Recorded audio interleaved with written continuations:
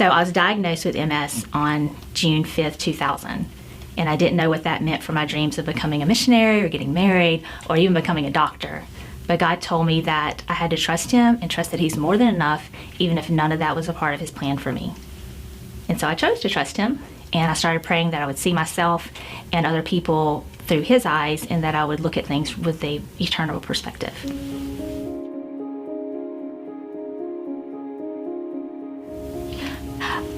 I feel that I am an example of how God calls those and equips them afterwards.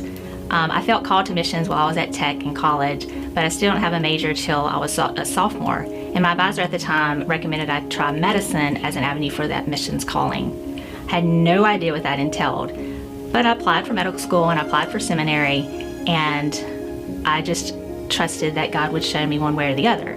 I got accepted to both, so I took that as God's way of opening a door for medicine as my avenue for missions.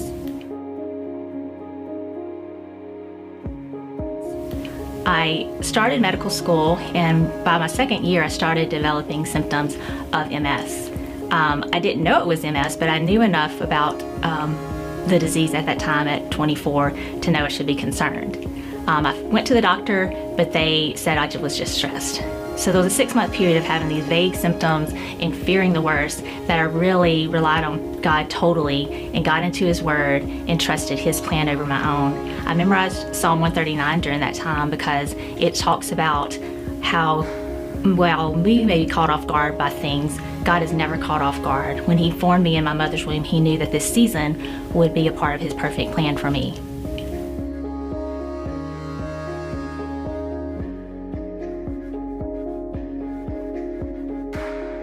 I finished medical school and residency, so I went ahead and applied for a career missions position with the missions organization I had supported my whole life. I met with the representative, but once he found out I had MS, he essentially said, "Don't call us, we'll call you," and I never heard from him again.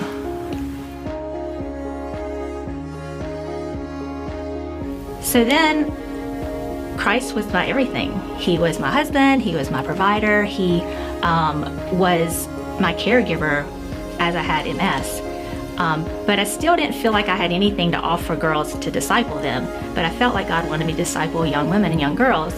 I was in my 30s at the time and single and happy, but I didn't have a husband, I didn't have kids. I was basically any college girl's nightmare of what their life could be in their 30s, because most people want to get married and have kids and all that stuff. And even though I was content and loved my life, it wasn't what the average college girl wanted to know was a possibility, even for someone walking with Christ.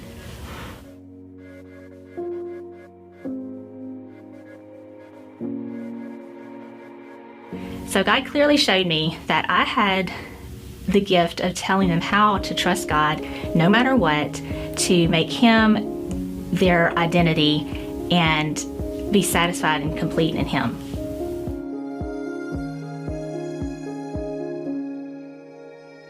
My sister-in-law, my now sister-in-law, actually fixed me up with Andrew. At the time, I was so content with Christ being my everything, I actually didn't want to risk dating someone and putting those needs and wants and expectations on another person, as I've done in the past relationships.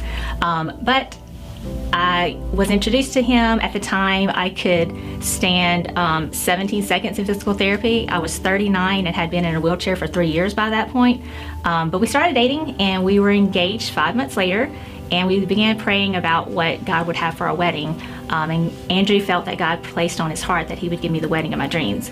In the wedding of my dreams, I was walking down that aisle, and it was a worship service, and my walking down the aisle was just evidence that God is faithful to keep his promises and answer all his prayers, all our prayers. I was actually in the hospital 3 days before my wedding and didn't get to my rehearsal till 1 hour before it started. At the rehearsal, I tried to walk a couple of steps and I couldn't. My friends were like, you just really need to use a wheelchair and you can stand up at the end of the aisle and that would still be the wedding of your dreams. But that's not what God promised me. So I was trusting that he was going to have me walking down that aisle in less than 24 hours. And if he didn't want that, he would tell me what to do the next day. So wedding day comes, take off my shoes to make it easier, but my feet got caught in my dress because my dress was altered just right. But my mom saw what was going on, so she came up and she lifted my dress up, and then I walked easily all the way down the aisle to meet Andrew at the altar.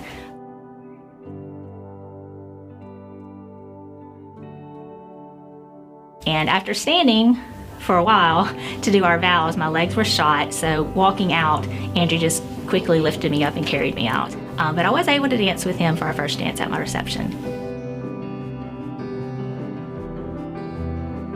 Well, I was married 6 years ago, and I'm still in the wheelchair most of the time, but I'm able to walk short distances with my cane, like into restaurants or into church. I am back at work. I work part-time, 2 to 3 days a week for another physician. I don't get to see as many patients as I would like and as I'm used to, but I still believe God's using me. So all that to say, I'm not totally healed, and I don't know if I'll be totally healed this side of heaven, but I just thank God for every victory, every step I take, or every time I'm able to stand up and worship Him in church without sitting down. And I've been able to travel everywhere with my husband, and He's just provided. So I really do thank God for MS, because it gave me the walk with Christ that I have now, where I know that no matter what happens, He's there and He's got me. So if He heals me, great. But if He doesn't, I've seen Him use MS so many times to encourage other people, give me an easy opportunity to talk about His faithfulness and His goodness, and just to encourage other people. So can't really say that I would pick a different life at this moment. The passage that best describes my walk with God thus far is Psalm 73, 23 through 26, which says, "Yet I still belong to you, you hold my right hand. You guide me with your counsel, leading me to a glorious destiny. Whom have I in heaven but you? I desire you more than anything on earth. My health may fail and my spirit may grow weak, but God remains the strength of my heart. He is mine forever."